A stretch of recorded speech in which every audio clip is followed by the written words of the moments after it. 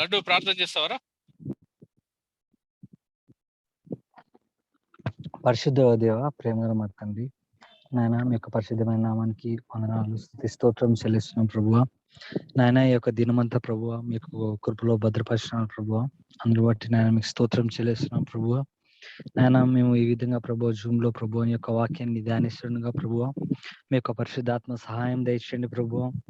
మీ గురించి అనేక విషయాలు మేము తెలుసుకున్నట్ల మా కన్నులు మీరు తెరవండి ప్రభువా.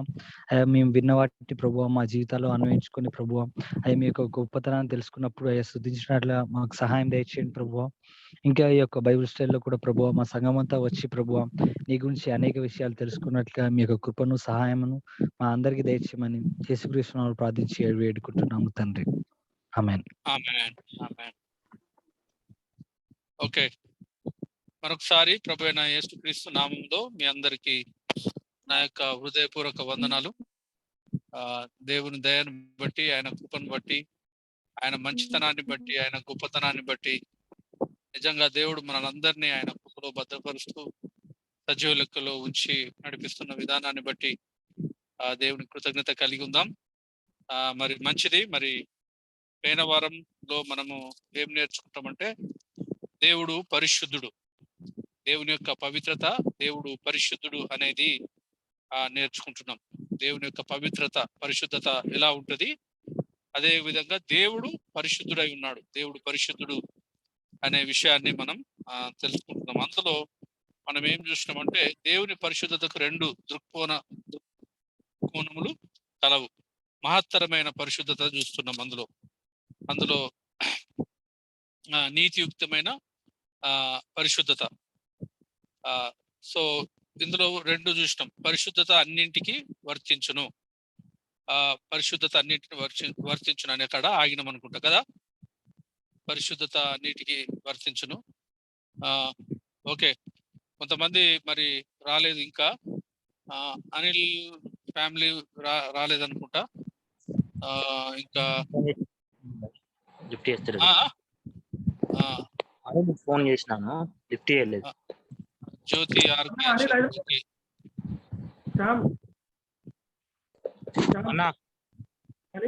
హైదరాబాద్ వెళ్తాను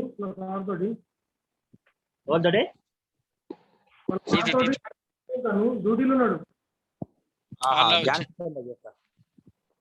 ఓకే ఓకే సరే, మీరు మ్యూట్ పెట్టుకొని చేయండి, ఎంకరేజ్ చేయండి. అసలు రక్షింపబడ్డ వ్యక్తి యొక్క గురి ఏమై ఉండాలి? అసలు బైబిల్ మనం ఎందుకు చదవాలి అంటే దేవుణ్ణి తెలుసుకోవడానికి మనం బైబిల్ చదవాలి.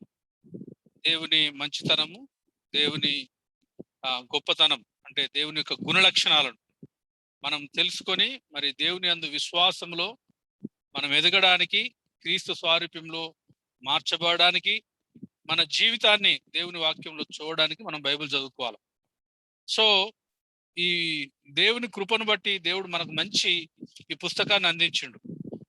ఇమాన్యుయల్ అక్కిపోగు అన్న ద్వారా క్రైస్తవ విశ్వాసం, సిస్టమేటిక్ థియాలజీ, క్రైస్తవ విశ్వాసం అనే ఈ మంచి పుస్తకాన్ని నిజంగా అందించినందుకు నేను మరొకసారి ఇమాన్యుయల్ అక్కిపోగన్నకు నేను థ్యాంక్స్ చెప్తున్నా. దానికంటే ముందు దేవాది దేవునికి మరి అన్నను ఇన్స్పైర్ చేసి ఇంత మంచి పుస్తకాన్ని మనకు అన్ని కూడా ప్రిపేర్ చేసి దేవుని యొక్క గుణ లక్షణాలపై ధ్యానం చేయడానికి, చదవడానికి ఇంత మంచి పుస్తకాన్ని దేవుడు ఇచ్చినందుకు నేను దేవునికి నిజంగా వందనాలు చెల్లిస్తున్నా. క్రైస్తవుని యొక్క గురి ఏంటంటే దేవుణ్ణి మనం తెలుసుకోవడం. ఎందుకంటే మనము నిత్యత్వంలోకి వెళ్ళిన తర్వాత ఇంకక్కడ దేవుణ్ణి తెలుసుకోవడమే ఉంటది. అర్థమైందా? ఇక్కడ బయలుపరచబడిన దేవుణ్ణి నువ్వు తెలుసుకోకుండా, నీకు ఆశ లేకుండా, దేవుని తెలుసుకోవాలనే ఆశ, దేవుని గుణ లక్షణాలను తెలుసుకోవాలనే ఆశ మనకు లేనట్లయితే ఇక పరలోక రాజ్యంలో ఉండాలనే ఆశ ఉంటుందా? అర్థమైందా? నాకైతే డౌటే, నిజంగా చెప్తున్నా. ఎందుకంటే ఖచ్చితంగా మనకు ఏంటంటే దేవుని నేను ఇంకెక్కువగా తెలుసుకోవాలి, ఎక్కువగా అనుభవపూర్వకమైన జ్ఞానంలో నేను ఎదగాల. నిజంగా యెహోవా ఉత్తముడని రుచి చూచి ఉన్నాడు అంటాడు కదా. యెహోవా దయాళుడని, ప్రభు దయాళుడని రుచి చూచి ఉన్నాడు అంటే అనుభవపూర్వకమైన జ్ఞానంలోకి రావడం అన్నమాట. క్రీస్తును నిజంగా సొంత రక్షకునిగా అంగీకరించి ఆయనను అర్థం చేసుకోవడం, ఆయనను తెలుసుకోవడం, ఆయన యందు ఆనందించడం, ఆయన యందు విశ్వాసంలో ఎదగడం, ఇవి మనలో రావాలండి.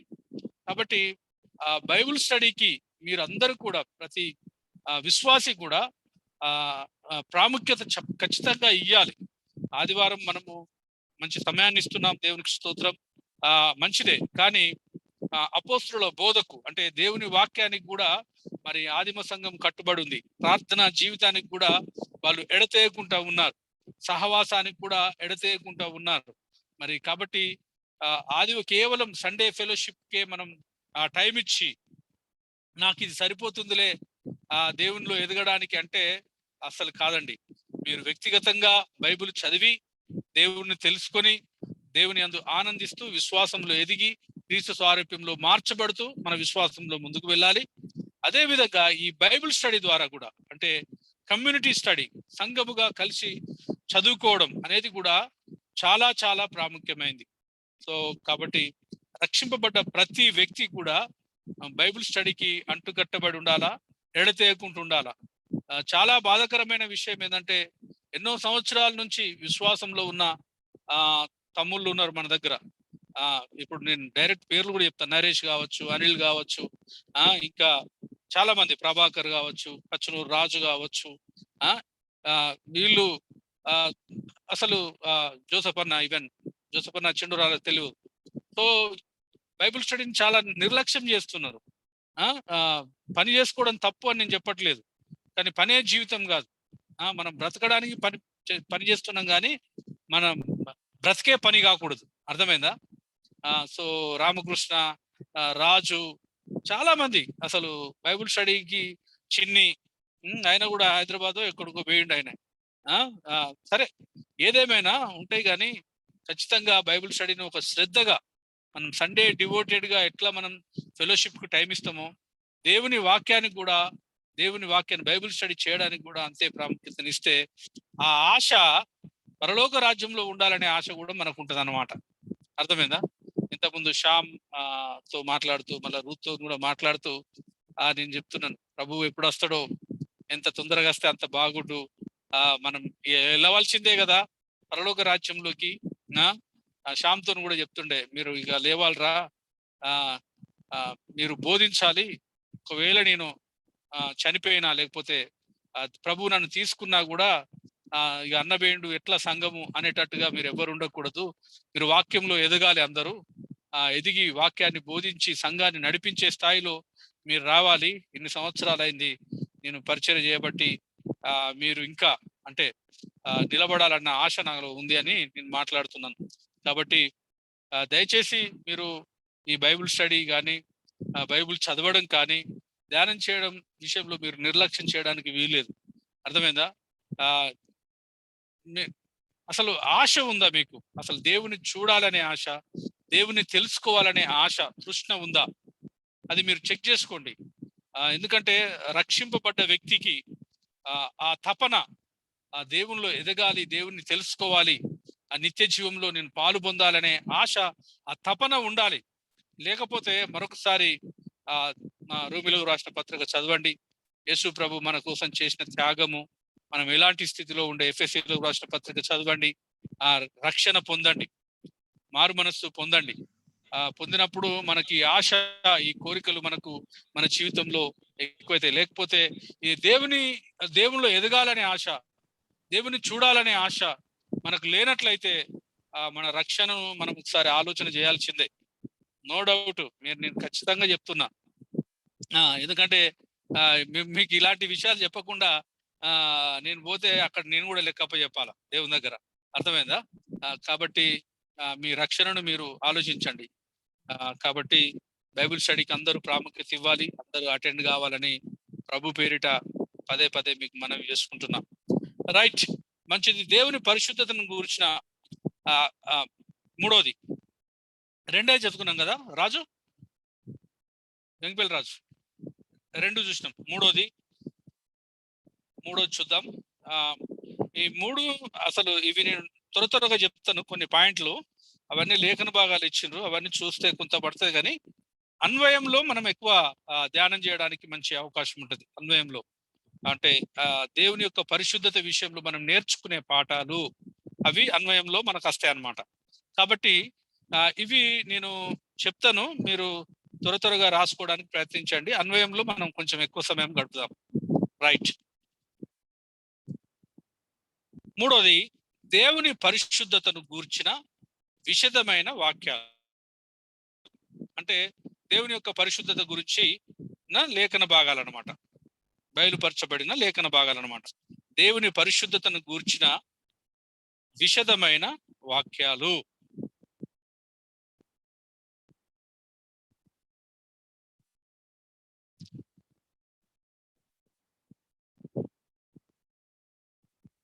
యెహోషువ 24:19. యెహోషువ 24:19 రాసుకోండి. లేఖన భాగాలు చెప్తాను అంతే, నేను చదవను, అవి మీరు చదువుకోవచ్చు. దేవుని పరిశుద్ధత గురించి ఇచ్చిన లేఖన భాగాలు. యెహోషువ 24:19, మొదటి సమూయేలు 2:2,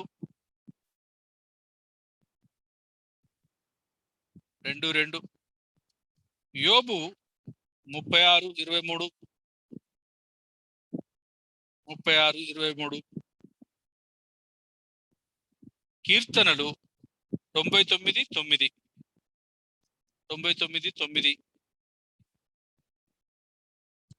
యెషయా 5:16,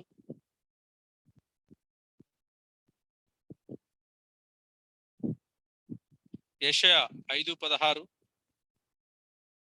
యెహెజ్కేలు 39:7, యెహెజ్కేలు 39:7, ప్రకటన 4:8.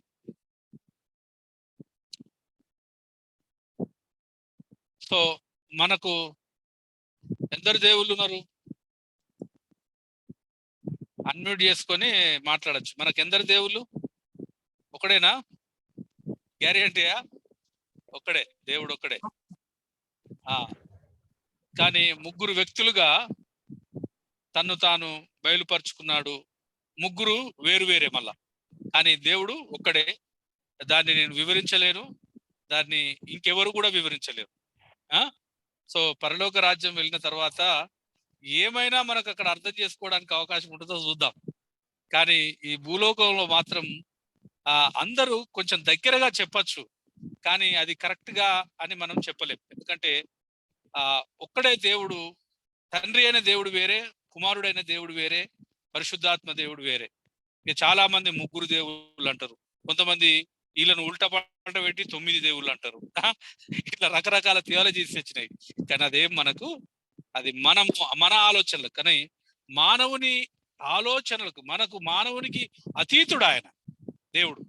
సో కాబట్టి ఆయన పరిశుద్ధుడు, దేవుడు పరిశుద్ధుడు అనేది చూసినాము. ఇందులో తండ్రి పరిశుద్ధుడు, కుమారుడు పరిశుద్ధుడు, పరిశుద్ధాత్మ పరిశుద్ధుడు అనే 3 లేఖన భాగాలు చెప్తా.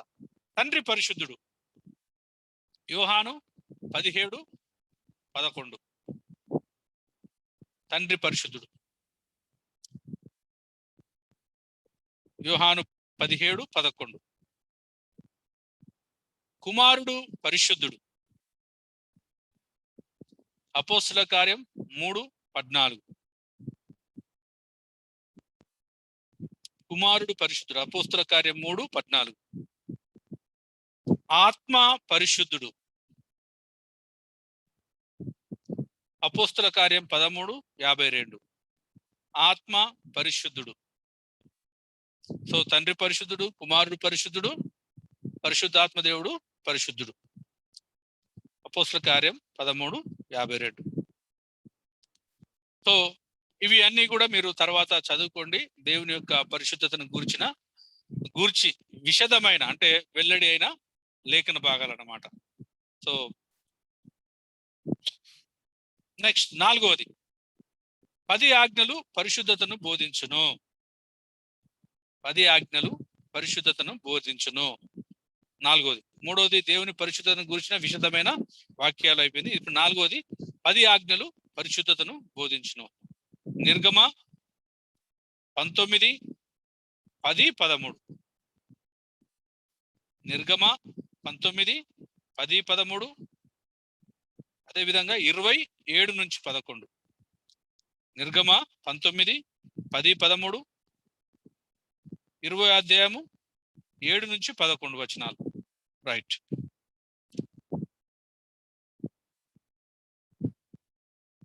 సో ఒకటి ఇచ్చిండు 5th వన్. నాకు ఇది అంటే అంత కంఫర్టబుల్ గా లేదు కాబట్టి మీరు అది వదిలేస్తున్నాను నేను.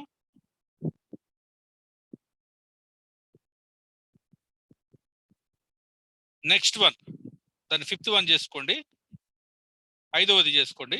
ఆయా వ్యక్తులకు కలిగిన దర్శనములు దేవుని పరిశుద్ధతను బోధించును. ఆయా వ్యక్తులకు కలిగిన దర్శనములు అంటే మోషేకు దేవుని దర్శనం కలిగింది, యెషయాకు దేవుని దర్శనం కలిగింది, యోహానుకు దేవుని దర్శనం కలిగింది, యోబు దేవుని యొక్క పరిశుద్ధతను గురించి చెప్పాడు. సో ఇట్లా పౌలు, ఇట్లా వీళ్ళకి కలిగిన దర్శనాల్లో దేవుని యొక్క పరిశుద్ధతను వాళ్ళు చూడగలిగారన్నమాట. సో అవి నేను మీకు ఇస్తాను ఇప్పుడు. రైట్. ఆయా వ్యక్తులు కలిగిన దర్శనములు దేవుని పరిశుద్ధతను బోధించును. రాసుకున్నారుగా? ఆయా వ్యక్తులకు కలిగిన దర్శనములు దేవుని పరిశుద్ధతను బోధించును. ఆయా వ్యక్తులకు కలిగిన దర్శనములు దేవుని పరిశుద్ధతను బోధించును. మోషే నిర్గమ 33, 18 నుంచి 23. మోషే కలిగిన దర్శనంలో దేవుని యొక్క పరిశుద్ధతను అతడు చూడగలిగాడు అనమాట. నిర్గమ 33, 18 నుంచి 23. రెండవది అందులో యెషయా 6వ అధ్యాయము 1 నుంచి 5 వచనాలు. 1 నుంచి 5 వచనాలు. యెషయా 6వ అధ్యాయం 1 నుంచి 5 వచనాలు.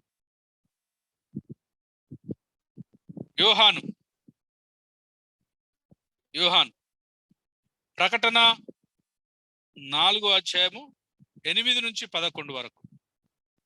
ప్రకటన 4వ అధ్యాయం 8 నుంచి 11 వరకు.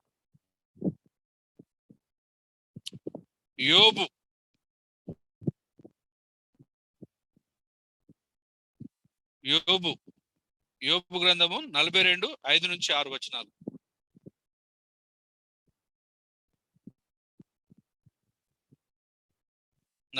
అధ్యాయము 5 నుంచి 6 వచనాలు. యోబు 40వ అధ్యాయము 4వ వచనంతో పోల్చుమని ఇచ్చాడు. యోబు 44తో పోల్చండి. రైట్. పౌలు అపోస్తుల కార్యం 9, 1 నుంచి 16. 9, 1 నుంచి 16. 22వ అధ్యాయము 1 నుంచి 21 వరకు. 26వ అధ్యాయము 9 నుంచి 18 వరకు.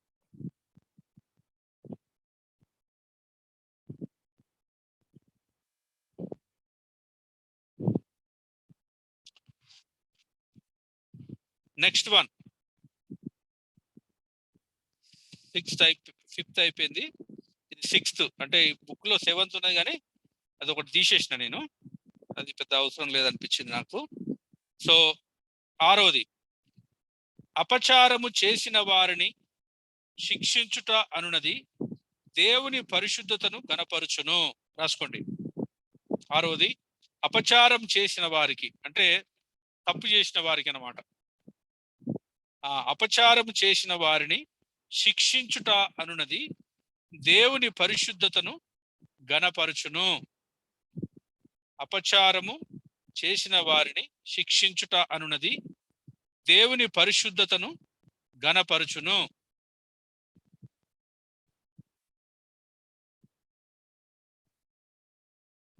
నాదాబు 1, నాదాబు మరియు అబీహు. లేవి 10, 1 నుంచి 3. నాదాబు మరియు అబీహు ఎవరైనా చెప్తారా? నాదాబును అబీహు ఎవరు చెప్తారా ఎవరన్నా? నాదాబు మరియు అబీహు చెప్పండి ఎవరాలు?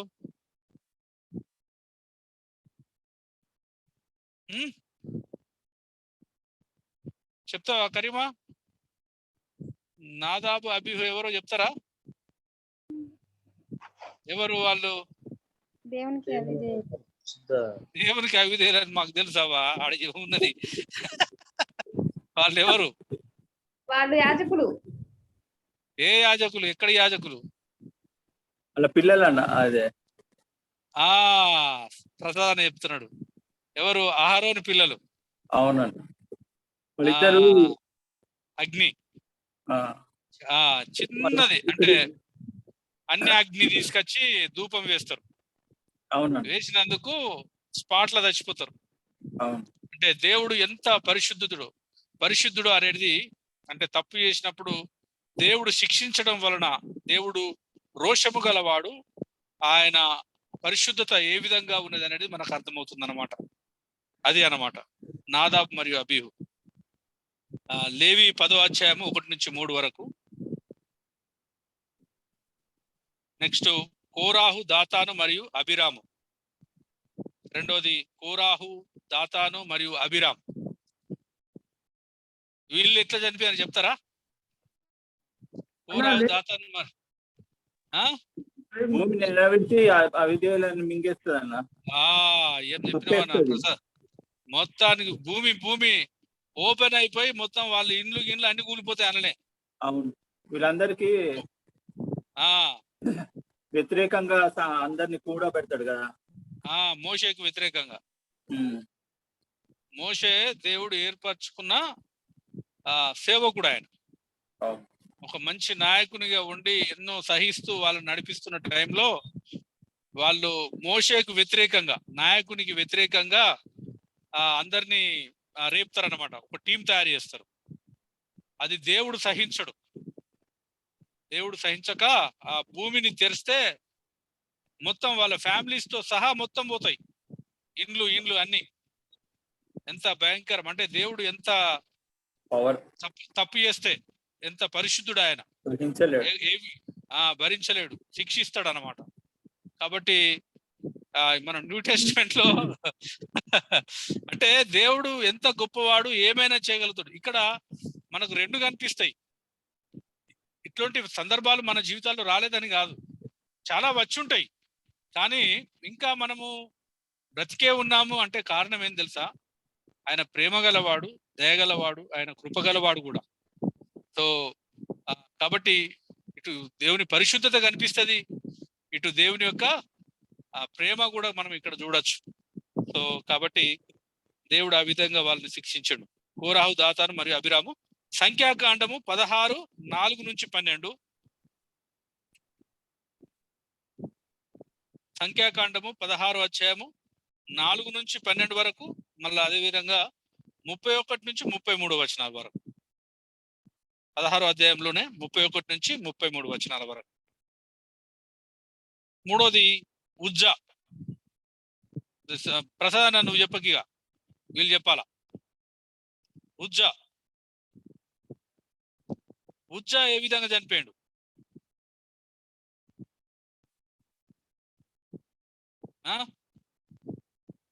ఉజ్జా ఏ విధంగా చనిపోయాడు? ఎవరు చెప్తారు?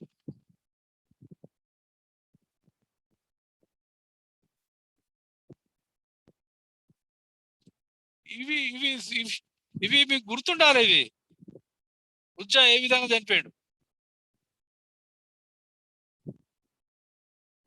ఒక ఆయనేమో బస్సులు ఉండే, ఒక ఆయనేమో డ్యూటీలో ఉండే.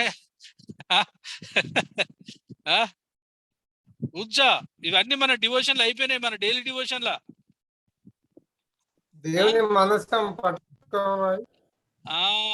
వెరీ గుడ్ రాజు. దేవుని మందసము పట్టుకునడానికి పోయి మరణించిండు కదా.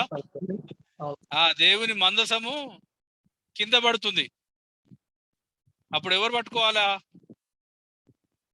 యాజకులు మాత్రమే పట్టుకోవాలి దాన్ని. కానీ ఉజ్జా ట్రై చేసిండు, అదే పడుతుంది కదా అని పట్టుకోనికి పోయాడు.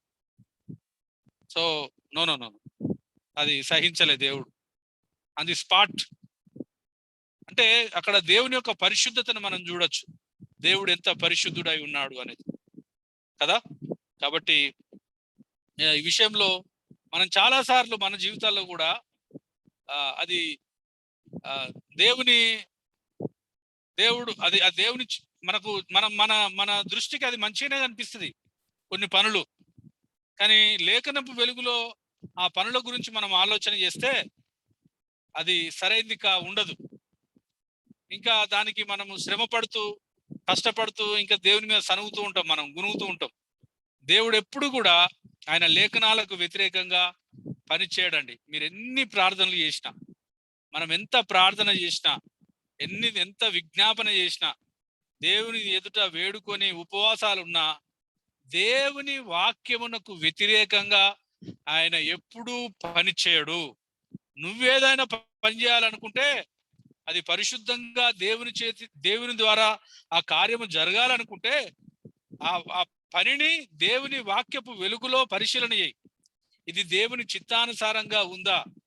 ఈ పని చేయడం వలన మరి నాకు ఆధ్యాత్మికమైన మేలు ఏ విధంగా జరుగుతుంది, ఏ విధంగా దేవుని నామం మహిమపరచబడుతుంది అనే విషయాలు మనం ఆలోచన చేయాల. చాలా సార్లు మనకు పని దొరికిందంటే వెళ్ళిపోతాం మనం. కానీ ఆ పని ద్వారా దేవుని నామం మహిమపరచబడుతుందా? ఆ పని ద్వారా నా ఆత్మీయ మేలు జరుగుతుందా? కేవలం పొట్ట మాత్రమే నింపుకుంటున్నానా అనేది మనం ఆలోచన చేయాల. లేకపోతే అది పరిశుద్ధమైన పని కాదు. దేవుని దృష్టిలో దాని ద్వారా నువ్వు దీవెనలు పొందాలనుకుంటే అవి రావు. ఏదైనా కూడా నీ ఆత్మీయ జీవితానికి ఆటంకకరంగా ఉంటే, అందుకనే ఒక సామెత ఉందిగా, పరిగెత్తి పాలు తాగే కంటే నిలబడి నీళ్ళు తాగింది మేలు అంటారు కదా. పరిగెత్తి పాలు తాగే కంటే నిలబడి నీళ్ళు తాగింది మేలు అంటారు. ఏంటంటే మనము ఎక్కడున్నా కూడా, ఏ పని చేసినా కూడా నిజంగా ఇది దేవుని నామమునకు మహిమకరంగా ఉందా, నా ఆత్మీయ జీవితానికి నేను మేలుకరంగా ఉందా, నేను బైబిల్ చదువుకోగలుగుతున్నానా, ప్రార్థన చేయగలుగుతున్నానా, నా కుటుంబంతో, నా భార్య పిల్లలతో నేను సరైన సమయం గడపగలుగుతున్నానా, ఇవన్నీ మనము ఆలోచించాల. లేకపోతే అది దేవుని చిత్తం కాదండి. నువ్వు ఎంత ప్రయత్నం చేసినా పని చేసుడు తప్ప, మరి తప్ప అండి, పని చేయడం తప్పు కానే కాదు. దేవుడే ఆజ్ఞాపించిండు కదా, మీరు 6 రోజులు పని చేసుకుని 7వ రోజు విశ్రమించాలని. ఏది ఓల్డ్ టెస్ట్మెంట్ లో ఆజ్ఞాపించిండు.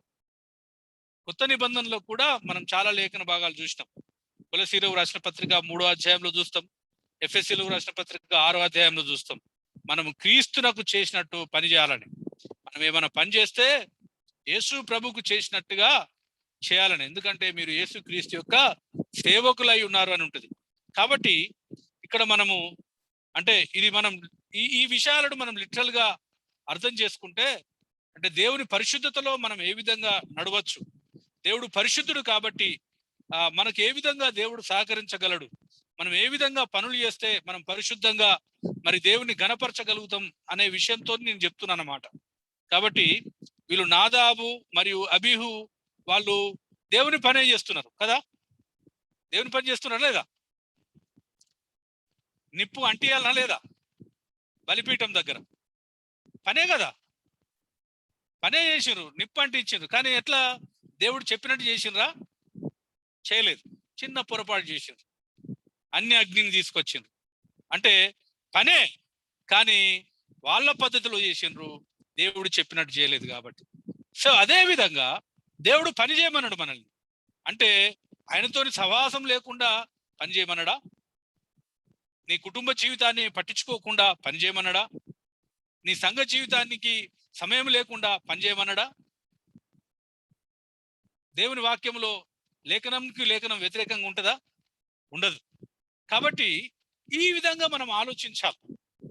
దేవుని పరిశుద్ధతలో మనం జీవించాలంటే మనం చేస్తున్న ప్రతి పని కూడా వాక్యపు వెలుగులో పరిశీలించి, ఏ విధంగా దేవుని నామానికి మహిమకరంగా ఉంది, ఏ విధంగా నా ఆత్మీయ జీవితానికి మేలుకరంగా ఉంది, నా కుటుంబ జీవితానికి మేలుకరంగా ఉంది అని ఆలోచించి మనం పనులు చేయాలి. మనలో చాలా మందిని చూస్తున్నా, ప్రభాకర్ కనిపించాడు, నరేష్ కనిపించాడు, పచ్చనూరు రాజు కనిపించాడు, జోసఫ్ అన్న కనిపిస్తలేడు మధ్యలో. ఇది కరెక్ట్ కాదు బై, యథార్థంగా చెప్తున్నా. మీరు పనులు చేసుకోవడం తప్పు కాదు. అనిల్ కనిపించాడు, వీళ్ళు వీళ్ళు ఇప్పుడు ఇది చెప్పిన వాళ్ళు ఒకరిద్దరు తప్ప బైబిల్ కూడా చదివిన వాళ్ళు ఉన్నారు. ఇది ఎట్లా మీరు పరిశుద్ధతలో ఎదుగుతారు? దేవుని పరిశుద్ధతలో చెప్పండి. స్వామిదాస్ కూడా ఉండకపోవు కాదు, ఆయన పాజిటివ్ ఉన్నాడు కాబట్టి మంచిగా పురుషతలు ఉన్నాడు. ఆయన హెడ్సెట్ పెట్టుకొని ఇంట అంటాడు, కానీ దట్ ఈస్ అట్లా కాదు. మంచిగా ఇవ్వాలి, దేవుని హానర్ చేయాలి, దేవుని టైం తీసుకోవాలా, మంచి కలిసి మనం ఏదైనా చేయడానికి పూనుకోవాలి, టైమింగ్ అడ్జస్ట్ చేసుకోవాలా, మాట్లాడుకోవాలా. మనకు కొన్ని పనులు ఉంటాయి, కొన్నిసార్లు ఫంక్షన్లో లేకపోతే పార్టీలో లేకపోతే ఏదో ఒకటి హాస్పిటల్ పోవడమో ఇట్లాంటివి ఉన్నప్పుడు మనం ఖచ్చితంగా టైం తీసుకుంటాం, పర్మిషన్ తీసుకుంటాం, మనం తీసుకొని ఆ పనులను విజయవంతంగా చేసుకుంటుంటాం కదా. అట్లనే దేవుని వాక్యానికి కూడా ప్రాముఖ్యత ఇవ్వాలి, దేవుని మన పనులు కుటుంబ జీవితానికి కూడా ప్రాముఖ్యత ఇవ్వాలి. ఇవన్నీ కూడా మనం వాక్య వెలుగులో చేసుకున్నప్పుడు అది దేవునికి మహిమకరమైన జీవితం. మనం దేవుని పరిశుద్ధతలో ఎదగడానికి అవకాశం ఉంటుంది. మనం ఇష్టానుసారంగా చూడండి. అసలు నాకు ఎంత ట్రాజడీ అనిపిస్తుంది తెలుసా, ఉజ్జాద్ అయితే అసలు స్టోరీ నేను మస్తు సార్లు ఫీల్ అయినా కానీ దేవుడు ఎంత పరిశుద్ధుడు, ఎంత స్ట్రిక్ట్ గా ఆయన జడ్జ్ చేస్తాడు, అర్థమైందా? అస్సలు కాంప్రమైజ్ కాడండి. దేవుడు పరిశుద్ధుడు అంటే ఆయన కాంప్రమైజ్ కాడు, అర్థమైందా? మనం తప్పు చేస్తే దానికి మూల్యం చెల్లించాల్సిందే. అంటిల్ అన్లెస్ నువ్వు పశ్చాత్తాపడి ఇక కాళ్ళు పట్టుకొని ప్రభువా ఇక నువ్వు నన్ను క్షమిస్తే తప్ప ఇక నేను కష్టం ప్రభు, నేను నాకు నెమ్మది లేదు అని దేవుని దగ్గర ఏడ్చి మనం పశ్చాత్తాపడితే తప్ప దేవుడు ఆ విషయంలో మనల్ని క్షమించడు, అర్థమైందా? అయినా కూడా కాన్సిక్వెన్సెస్ ఫేస్ చేయాల్సి ఉంటుంది, తప్పకుండా దానికి కావాల్సిన మూల్యము చెల్లించాల్సి ఉంటుంది.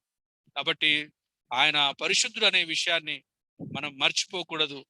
ఆయన పరిశుద్ధుడు కాబట్టి మనము కూడా పరిశుద్ధులుగా ఉండాలని దేవుడు ఆజ్ఞాపించాడు కదా, ఇచ్చిండా లేదా? ఓల్డ్ టెస్ట్మెంట్ లో చూస్తాము. దాన్నే పేతురు గారు మొదటి అధ్యాయం 16-15 వచనాలు మొదటి పేతురులో కూడా ఆయన కూడా అంటాడు, పేతురు గారు కూడా అంటాడు, దేవుడు పరిశుద్ధుడు కనుక మీరును పరిశుద్ధులుగా ఉండాలని వ్రాయబడి ఉన్నది. సో ఎట్లా చూడండి, మనం ఈ విధంగా జీవించుకుంటూ ఈ విధంగా మన జీవితాలను కొనసాగించుకుంటూ దేవుని పరిశుద్ధతలో మనం ఎదగలుగుతామా? ఎన్నటికీ ఎదగలేం. ఆయన వాక్యాన్ని పక్కకు పెట్టేసి ఎన్నటికీ మనము ఎదగలేం. కాబట్టి ఏదేమైనా మనం ఖచ్చితంగా దేవుని యొక్క పరిశుద్ధతలో ఖచ్చితంగా మనం ఎదగవలసిన అవసరత ఉన్నది. అబీహు కోరాహు దాతాను కూడా వాళ్ళు అది టూ మచ్ స్టోరీ, అక్కడ కూడా వాళ్ళు వ్యతిరేకంగా చేసినందుకు దేవుడు వారిని శిక్షించాడు. రైట్, ఇక్కడ చూడండి నెక్స్ట్ వన్, 7వది. విమోచకుని పంపుటలో దేవుని పరిశుద్ధత కనబడును. విమోచకుని పంపుటలో దేవుని పరిశుద్ధత కనబడును. యోబు 19:25-26, యోబు 19:25-26, యెషయా 59:1-2, యోబు 19:25-26, యెషయా 59:1-2 వచనాలు, 20వ వచనం, 59:1-2 వచనాలు, 20వ వచనం. రోమా 5వ అధ్యాయము 8-11 వరకు ఇది ఒకటి చూద్దాం. విమోచకుని పంపుటలో దేవుని పరిశుద్ధత కనబడును. దీన్ని మనము చాలా చక్కగా అర్థం చేసుకోవాలి. ఆయన పరిశుద్ధత ఏ విధంగా వెల్లడైంది అనేది చూద్దాం. రోమీయులకు రాసిన పత్రిక 5వ అధ్యాయము ఈరోజు చదివినాం కదా.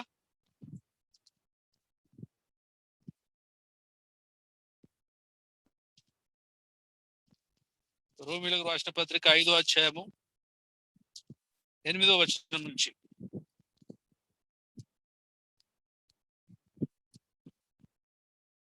రైట్, చూడండి. అయితే దేవుడు మన ఎడల తన ప్రేమను వెల్లడిపరచుచున్నాడు. ఎట్లనగా మనం ఇంకనూ పాపులమై ఉండగానే క్రీస్తు మన కొరకు చనిపోయాను. కాబట్టి ఆయన రక్తం వలన ఇప్పుడు నీతిమంతులుగా తీర్చబడి మరింత నిశ్చయముగా ఆయన ద్వారా ఉగ్రత నుండి రక్షింపబడుదుము. ఏలైనగా శత్రువులమై ఉండగా ఆయన కుమారుని మరణము ద్వారా మనము దేవునితో సమాధానపరచబడిన ఎడల సమాధానపరచబడిన వారమై ఆయన జీవించుట చేత మరి నిశ్చయముగా రక్షింపబడుదుము.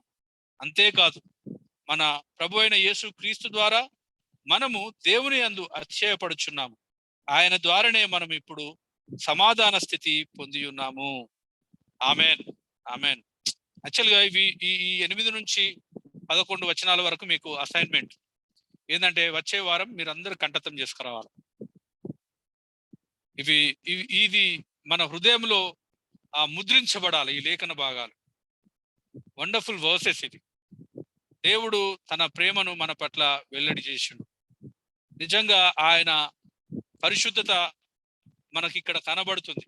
ఎందుకంటే మనం పాపములో నశించిపోవడానికి ఆ దేవుడు మనల్ని సృష్టించలేదు కదా. చాలా మంది మరి నశించిపోతున్నారు కదా, మరి వాళ్ళ పరిస్థితి ఏంటి అని మనకు ప్రశ్న రావచ్చు. అసలు మనం కూడా వాళ్ళతో పాటు నశించిపోవాలా? ఎందుకంటే పాపం వల్ల వచ్చు జీతము ఏంటి? మరణం కదా. సో లోకములో ఎవడు కూడా పరిశుద్ధుడు లేడు, దేవుడు తప్ప. మనం అందరం పాపము చేసి దేవుని మహిమను పొందలేకపోతున్నాం కదా. కాబట్టి మనం ఇంకనూ పాపులుగానే ఉండగా, అంటే పాపంలో ఉండి నశించిపోవడానికి దేవుడు సృష్టించుకుంటే దేవుడు శాడిస్ట్ అవుతాడు, ఆయన పరిశుద్ధుడు కాదు కదా. ఒకవేళ మనం పాపంలో నశించిపోవడానికి దేవుడు మనల్ని సృష్టించినట్లయితే అసలు సృష్టించిన అవసరం లేదు కదా, సృష్టించిన అవసరం లేదు. కానీ అలా కాదు, మనం అందరం కూడా పరిశుద్ధులుగా ఆయన స్వారూప్యంలో. అసలు ఎంత గొప్ప ప్రేమ అండి దేవుంది. ఒకసారి ఆలోచన చేయండి. దేవుడు మనం ప్రసంగిలో చూస్తాం, మనల్ని అందరినీ కూడా యథార్థవంతులుగా సృష్టించిండంట. యథార్థవంతులుగా ఆయన యొక్క స్వారూప్యంలో ఆయన పోలిక చొప్పున దేవుడు మనుషులను మనల్ని అందరినీ కూడా సృష్టించాడు. ఆయన స్వాతంత్రుడు కాబట్టి మనకు కూడా ఆ స్వాతంత్రాన్ని ఇచ్చాడు. ఆ స్వాతంత్రములో దేవుని ఆజ్ఞను కూడా మీరిపోయి మన ఇష్టానుసారంగా మనం పాపం చేశాం. పాపం వల్ల వచ్చు జీతం ఏంటి? దేవుడు నీతిమంతుడు, పరిశుద్ధుడు కదా. ఇప్పుడు పాపానికి శిక్షించనా లేదా చెప్పండి? శిక్షించకపోతే ఏమవుతాడు? దేవుడు పరిశుద్ధుడు కాదు, అవునా కదా. ఇప్పుడు దాతాను అక్కడ ఉజ్జాను ఎట్లా శిక్షించిండు? ఆయన వాళ్ళు పని మంచిది చేసినా కూడా ఆయన పద్ధతిలో ఆయన ఆజ్ఞకు గైకొనలేదు కాబట్టి వారిని శిక్షించిండు. దేవుడు పరిశుద్ధుడు ఆయన. సో ఇక్కడ మనమందరం కూడా పాపం చేసినందుకు మనం ఎక్కడికి పోవాలంటే సీదా నరకానికి పోవాలి. మనం అందరం నరకానికి పోవాలి. కానీ నరకానికి పోవడానికి దేవుడు మనల్ని సృష్టించలేదు కాబట్టి ఆయన పరిశుద్ధత ఇక్కడ బయలుపరచబడుతుందంటే ఇక్కడ మనల్ని ఆయన విమోచించడం ద్వారా మనల్ని పాపం నుంచి రక్షించి నిత్యత్వంలోకి మనల్ని తీసుకురావడం ద్వారా ఆయన పరిశుద్ధత బయలుపరచబడుతుంది. ఎంత బ్యాలెన్స్, ఎంత ఎంత ఎంత న్యాయవంతుడు దేవుడు, ఎంత గొప్ప ప్రేమ దేవుంది. అర్థమవుతుందా? కాబట్టి నిజంగా దేవుడు ఇక్కడ మన విమోచనలో కూడా ఆయన పరిశుద్ధత కనబడుతుంది అన్నమాట. మన విమోచనలో, మనం రక్షణలో కూడా దేవుని యొక్క పరిశుద్ధతను మనము చూడగలుగుతున్నాం. ఎంత గొప్ప దేవుడు, ఎంత పరిశుద్ధుడైన దేవుడు. ఎక్కడ కూడా ఆయన మాటలో గాని, ఎక్కడ కూడా ఆయన ఆలోచనలో గాని పొరపాట్లు కనిపించండి. Is perfect. ఆయన పర్ఫెక్ట్ అన్నమాట. ఆయన పరిశుద్ధుడు, ఆయన నీతిమంతుడు, న్యాయవంతుడు. ఆయన తప్పు జరగదు ఆయన ద్వారా. అలాంటి పరిశుద్ధుడైన దేవుడు మన యేసు ప్రభు. ఆయనను కలిగి ఉన్నాం మనం కదా. ఆయనను కలిగి ఉన్నాం, ఆయన యందు ఆనందిస్తున్నాం. ఆయన రక్షించిండు మనల్ని నిత్యత్వంలో ఆయనతో సహవాసం చేయడానికి. ఇక మిగతా వాళ్ళు ఇట్లా మరి వాళ్ళంతా నరకం పోయినారు కదంటే నరకం పోవాల్సిందే.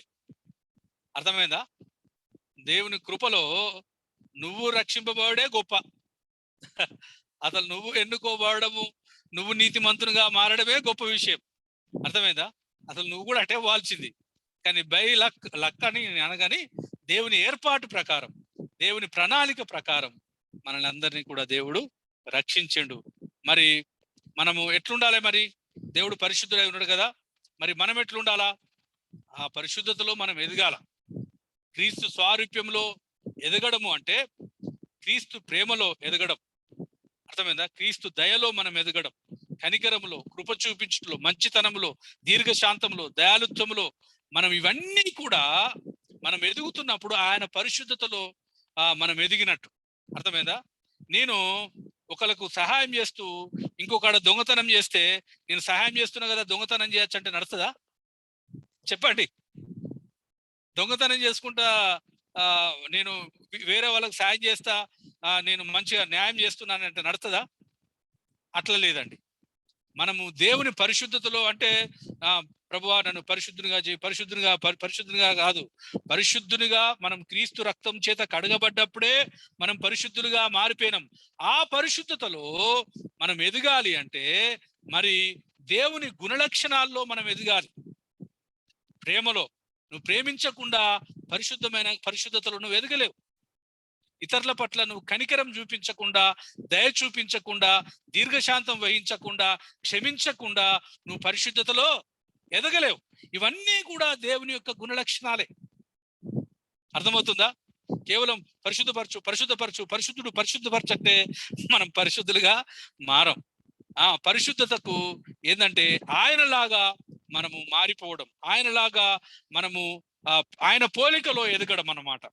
సో ఆయన గుణలక్షణాల్లో, ఆయన ప్రేమలో, ఆయన కనికరములో, క్షమించే విషయంలో, దీర్ఘశాంతం విషయంలో మనం ఎదుగుతున్నప్పుడు ఆయన పరిశుద్ధతలో మనము ఎదుగుతున్నట్టు. లేకపోతే మనం చీకట్లోనే ఉన్నట్టు. మనకు యోహాను సువార్తలో మొదటి యోహానులో 3వ అధ్యాయంలో చాలా చక్కగా ఉంటుంది ఆ మాట.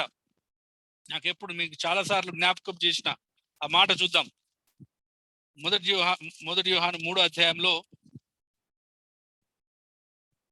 మంచి మాట ఉంటే చూద్దాం. చూడండి అక్కడ.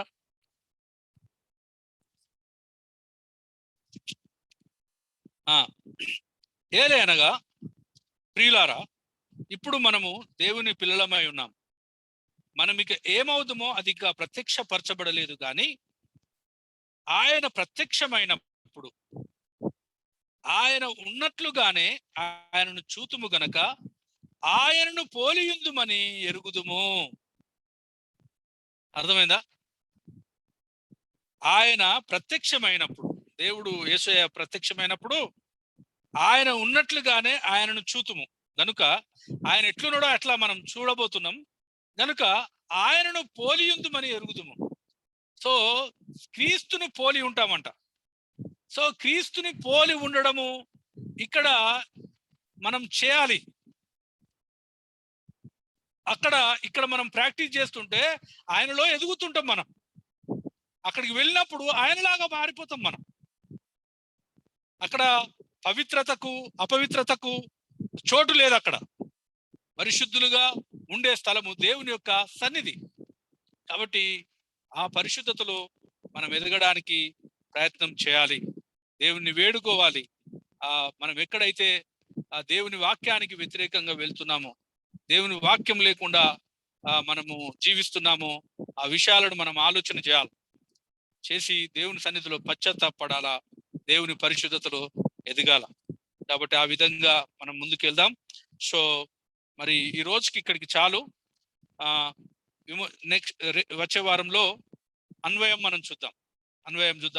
అవి కొన్ని పాయింట్స్ ఉన్నాయి, మనం అవి చక్కగా మనం వచ్చే వారంలో ధ్యానం చేద్దాం. ఇందులోకి వెళ్ళి మీకు ఏమైనా ప్రశ్నలు గిట్ల ఉంటే మీరు అడగచ్చు. ఏదైనా విమోచకుని పంపుట్లో దేవుని పరిశుద్ధత కనబడును, అపచారం చేసిన వారిని శిక్షించడం అన్నది దేవుని పరిశుద్ధతను గణపరచును,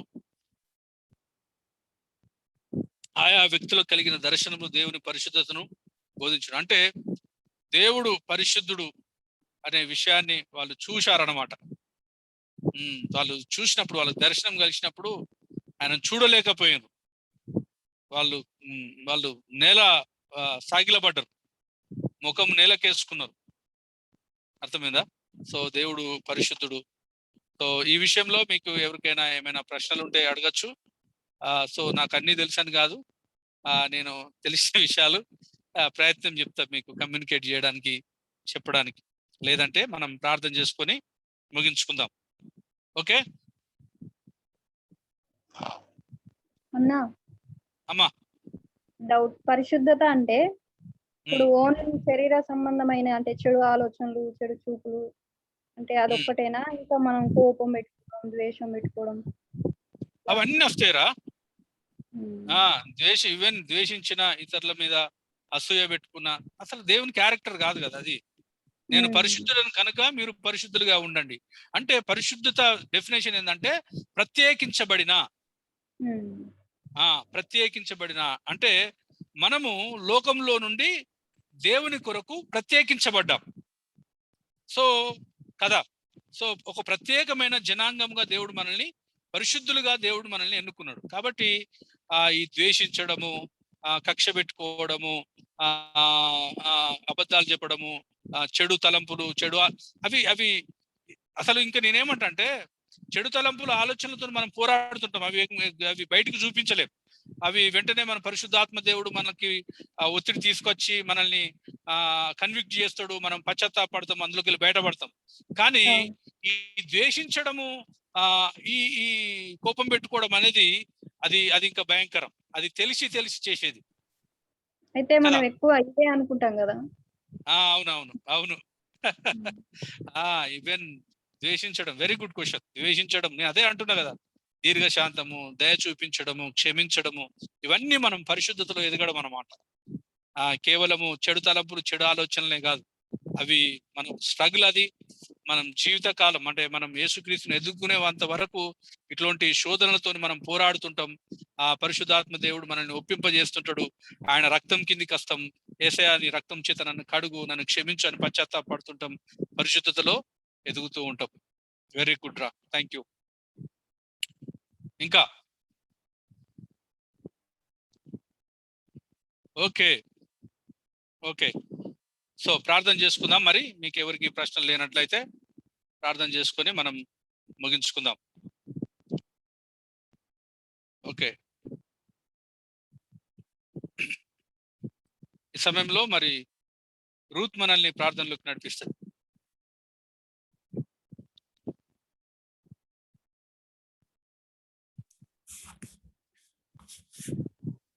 మహోన్నతుడా, పరిశుద్ధుడమైన తండ్రి, సర్వశక్తిమంతుడమైన ప్రభువా, మీ ఘనమైన శ్రేష్టమైన నామమునకు వేలాది స్తుతులు, స్తోత్రములు, వందనాలు చెల్లించుకుంటున్నాం నాయనా.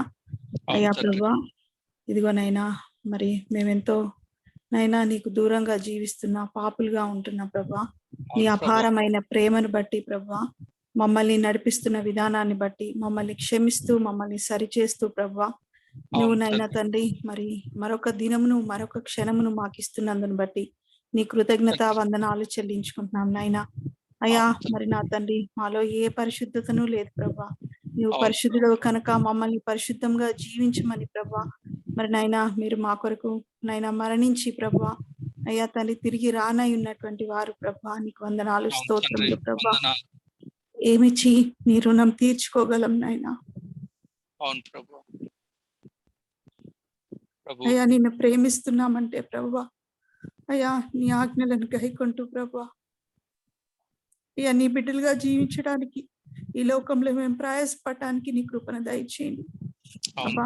నాయనా తండ్రి అని నాయనా నిన్ను మొరపెట్టడానికి, అయ్యా నా తండ్రి నిన్ను నీ సన్నిధిని ఆశ్రయించడానికి కృపను దయచేయండి. ముఖ్యంగా ఈ దినంలో ప్రభా మీరు మాకు దయచేసినటువంటి మాటలను బట్టి నీ వందనాలు, స్తోత్రములు, స్తుతులు చెల్లించుకుంటున్నాను నాయనా.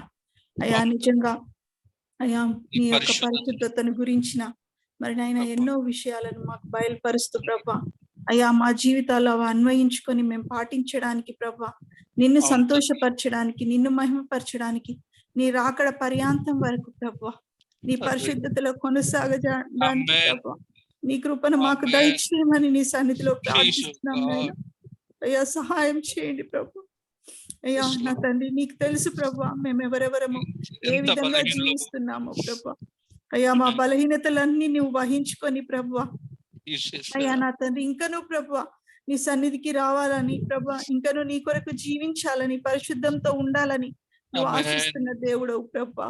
అయ్యా మమ్మల్ని కనికరించండి, అయ్యా పరిశుద్ధంగా జీవించడానికి నీ కృపను మాకు దయచేయండి నాయన.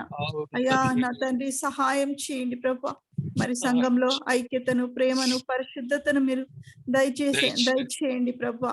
అయ్యా నిజంగా ఎల్లప్పుడూ ప్రభా ప్రియ పరిశుద్ధాత్మ తండ్రి మీరు మాలో ఉన్నారని, మాకు సంచకరువుగా ఉన్నారని ప్రభా మేము గుర్తెరిగి ప్రభా ప్రతి క్షణము ప్రభా మరి నాయన ఉదయం లేచిన నుండి ప్రభా రాత్రి పడుకునే వరకు ప్రభా నాయన తండ్రి నిన్ను కలిగి జీవిస్తూ పరిశుద్ధంగా ఉంటూ ప్రభా అయ్యా ఈ దినమంతా నిన్ను మహిమపరచడానికి నీ కృపను దయచేయమని నిన్ను వేడుకుంటున్నాం ప్రభా. మరి నాయన తండ్రి వచ్చిన ప్రతి బిడ్డను బట్టి నీ కృతజ్ఞతాస్తుతులు చెల్లించుకుంటున్నాం నాయన. అయ్యా ఈ దినము మేము విన్నటువంటి ఈ యొక్క నీ మాటలను మా జీవితంలో అన్వయించుకొని ప్రభా అనేక మందికి ప్రభా ప్రకటించడానికి, బోధించడానికి ప్రభా తండ్రి నీ కృపను మాకు దయచేయమని నీ సన్నిధిలో ప్రార్థిస్తున్నాం ప్రభా.